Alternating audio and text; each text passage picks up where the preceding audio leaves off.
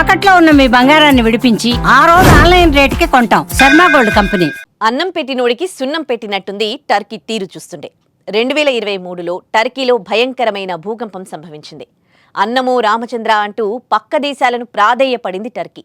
వెంటనే స్పందించిన భారత్ ఆహార పదార్థాలు, తాగునీటితో పాటు వైద్య బృందాలను పంపించి ఆదుకుంది. కష్టకాలంలో భారత్ తమను ఆదుకున్నదన్న విశ్వాసం లేకుండా దాయాది దేశమైన పాక్కి ఆయుధాలు, డ్రోన్లు సరఫరా చేస్తూ వెన్నుపోటు పొడిచింది. కట్ చేస్తే ఇప్పుడు భారత్ తీసుకున్న నిర్ణయాలకు ఉక్కిరిబిక్కిరి అవుతూ దిక్కుతోచని పరిస్థితికి చేరుకుంది. ఇంతకీ భారత్ తీసుకున్న చర్యలేంటి? టర్కీని అంతలా కుదిపేసిన పరిస్థితి ఏంటో తెలుసుకుందాం.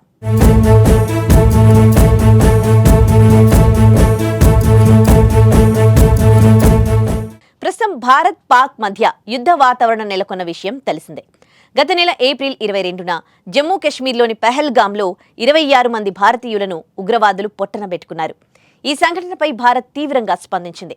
ఆపరేషన్ సింధూర్ పేరుతో పాక్ ఆక్రమిత ప్రాంతంలో నక్కి ఉన్న ఉగ్రవాదులపై దాడి నిర్వహించింది. ఈ ఘటనలో దాదాపు 100కు పైగా ఉగ్రవాదులను మట్టుపెట్టినట్లు సమాచారం. దీంతో పాక్ భారత్పై యుద్ధం మొదలుపెట్టింది. డ్రోన్లు, మిసైల్స్తో దాడులు ప్రారంభించింది. పాక్ దాడులను సమగ్రవంతంగా తిప్పికొట్టింది భారత్ సైన్యం. అయితే పాకిస్తాన్కి మద్దతు ఇస్తున్న దేశాల్లో టర్కీ ఒకటి.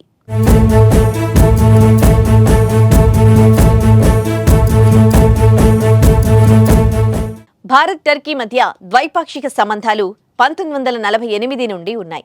వీటిని కాదని టర్కీ కొంతకాలంగా మన శత్రుదేశమైన పాకిస్తాన్కి మద్దతు ఇవ్వడం విమర్శలకు దారితీసింది.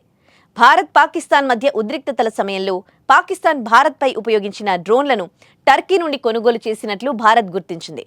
2023లో టర్కీలో వచ్చిన భూకంపానికి 1000 మంది నిరాశ్రయులయ్యారు.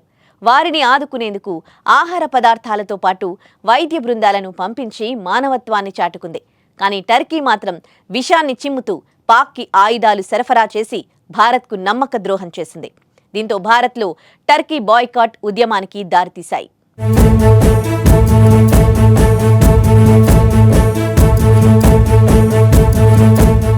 టర్కీ చర్యలకు ప్రతిస్పందనగా భారత వ్యాపారులు టర్కీ ఉత్పత్తులను బహిష్కరించడం ప్రారంభించారు.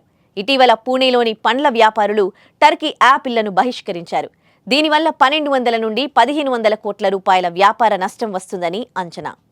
ఉదయ్పూర్లో మార్బుల్ బహిష్కరణ, టర్కీలో పర్యాటక బుకింగ్లలో 60% తగ్గుదల బాయ్కాట్ ట్రెండ్గా నిలిచాయి.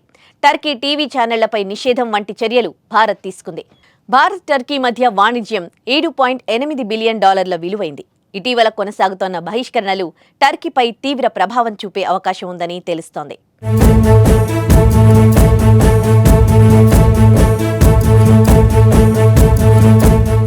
దేశ రాజధాని ఢిల్లీలోని జేఎన్యూ, జామియా మిలియా ఇస్లామియా బాటను ఐఐటి బాంబే కూడా బహిష్కరణ బాట పట్టాయి.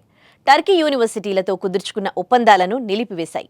ఐఐటి బాంబే తుర్కియేలోని విశ్వవిద్యాలయాలతో ఉన్న అన్ని ఒప్పందాలను రద్దు చేసుకున్నట్లు ప్రకటించింది. ఈ నిర్ణయాన్ని జాతీయ ప్రయోజనాలను దృష్టిలో ఉంచుకుని తీసుకున్నట్లు సంస్థ ఎక్స్ ప్లాట్ఫామ్లో పోస్ట్ ద్వారా వెల్లడించింది. విద్యార్థి మార్పిడి కార్యక్రమాలు, అకాడమిక్ సహకారం, సంయుక్త పరిశోధనా ప్రాజెక్టులతో సహా అన్ని ఒప్పందాలను నిలిపివేసినట్లు ఐఐటి బాంబే తెలిపింది.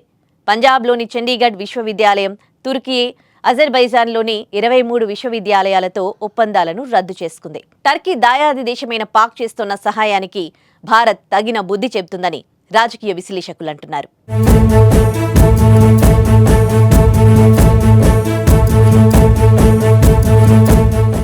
ఆపదలో ఉన్నవారిని ఆదుకుంటే జీవితాంతం గుర్తుపెట్టుకుంటారు. 1000 మంది అన్నార్థుల ఆకలి తీర్చాం, వైద్య సహాయం అందించాం. అలాంటి భారతదేశానికి వెన్నుపోటు పొడుస్తూ యుద్ధ సమయంలో పాకిస్తాన్కి ఆయుధ సామాగ్రి సప్లై చేసిన టర్కీ తీరుపై ప్రపంచ దేశాలు కూడా ఆగ్రహం వ్యక్తం చేస్తున్నాయి. భారత్ దీనికి ప్రతిస్పందనగా ఆర్థిక, రాజకీయ చర్యలు తీసుకుంటోంది. ఇందులో టర్కీ ఉత్పత్తుల బహిష్కరణ, భద్రతా అనుమతుల రద్దు వంటివి చేస్తుంది. మరి టర్కీ చేసిన మోసానికి భారత్ తీసుకుంటున్న నిర్ణయాన్ని సమర్థిస్తారా? మీ అభిప్రాయాలను కామెంట్స్ ద్వారా మాకు తెలియజేయండి. జై హింద్.